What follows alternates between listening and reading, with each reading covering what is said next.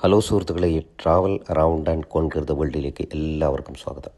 ഇത്തവണത്തെ വെക്കേഷൻ യാത്ര മുംബൈയിലേക്കായിരുന്നു. Mangalapuram junction railway സ്റ്റേഷനിൽ നിന്ന് 121:34 Mangalore to CSMT super fast എക്സ്പ്രസ്സിലായിരുന്നു നമ്മുടെ യാത്ര.